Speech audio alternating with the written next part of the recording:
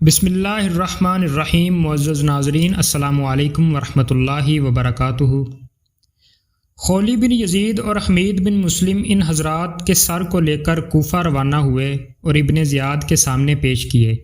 ابن زیاد نے لوگوں کو جمع کر کے سب سروں کو سامنے رکھا اور ایک چھڑی سے حضرت حسین رضی اللہ تعالی عنہ کے دہن مبارک کو چھونے لگا۔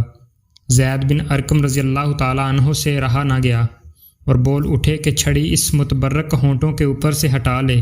قسم ہے اس ذات کی جس کے سوا کوئی معبود نہیں کہ میں نے رسول اللہ صلی اللہ علیہ وآلہ وسلم کو دیکھا ہے کہ ان ہونٹوں کو بوسہ دیتے تھے۔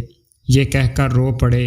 ابن زیاد نے کہا کہ اگر تم سن رسیدہ بوڑھے نہ ہوتے تو میں تمہاری بھی گردن مار دیتا۔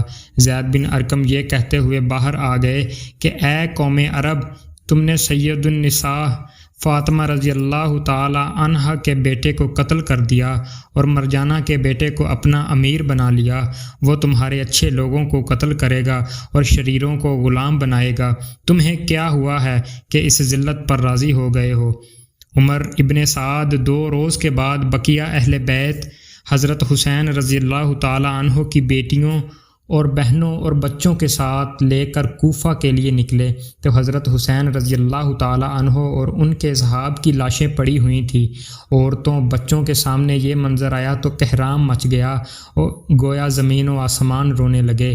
عمر بن سعد نے ان سب اہل بیت کو ابن زیاد کے سامنے پیش کیا تو حضرت حسین رضی اللہ تعالی عنہ کی ہمشیرہ زینب رضی اللہ تعالی عنہ بہت میلے اور خراب کپڑے پہن کر پہنچی اور ان کی باندیاں ان کے ارد گرد تھیں اور ایک طرف جا کر خاموش بیٹھ گئیں۔ ابن زیاد نے پوچھا، یہ علیحدہ بیٹھنے والی کون ہے؟ زینب نے جواب نہ دیا۔ کئی مرتبہ اسی طرح دریافت کیا مگر زینب رضی اللہ تعالی عنہ خاموش رہیں۔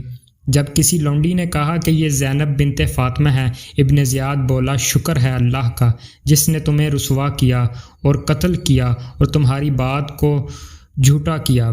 اس پر حضرت زینب رضی اللہ تعالی عنہ کڑک کر بولیں، شکر ہے اللہ کا جس نے ہمیں محمد مصطفیٰ خاتم النبیین صلی اللہ علیہ وآلہ وسلم کے نسب سے شرف بخشا اور قرآن میں ہمیں ہمارے پاک کرنے کو بیان کیا۔ رسوا وہ ہوتا ہے جو اللہ کی نافرمانی کرے۔ ابن زیاد نے غصہ میں آ کر کہا کہ اللہ نے مجھے تمہارے غیظ سے شفا دی اور تمہارے سرکش کو ہلاک کیا۔ حضرت زینب رضی اللہ تعالی عنہ کا دل بھر آیا اور رونے لگیں اور کہا کہ تو نے ہمارے سب چھوٹوں بڑوں کو قتل کر دیا، اگر یہی تیری شفا ہے تو شفا سمجھ لے۔ اس کے بعد ابن زیاد علی اصغر کی طرف متوجہ ہوا، ان کا نام پوچھا، بتلایا کہ علی نام ہے۔ اس نے کہا وہ تو قتل کر دیا گیا۔ علی اصغر رضی اللہ تعالی عنہ نے بتلایا کہ وہ میرے بڑے بھائی تھے، ان کا نام بھی علی تھا۔ ابن زیاد نے ان کو بھی قتل کرنے کا ارادہ کیا تو علی اصغر رضی اللہ تعالی عنہ نے کہا، میرے بعد ان عورتوں کا کون کفیل ہوگا؟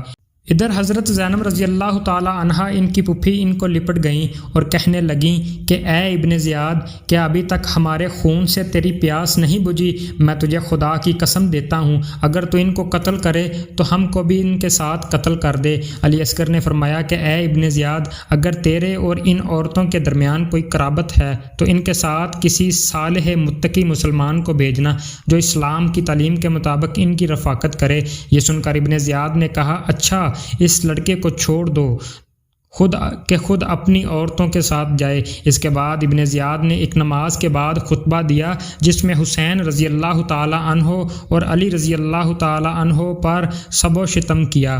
مجمع میں عبداللہ بن عفیف ازدی بھی تھے، کھڑے ہو گئے جو نبینا تھے اور ہمہ وقت مسجد میں رہتے تھے۔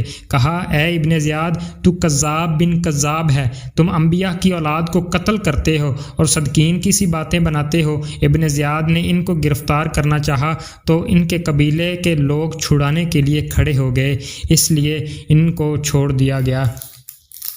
یہ نہ سمجھو کہ فقط ایک سانحہ ہے کربلا، عشق والو عشق کی انتہا ہے کربلا، وما علینا الا البلاغ المبین۔ شکریہ۔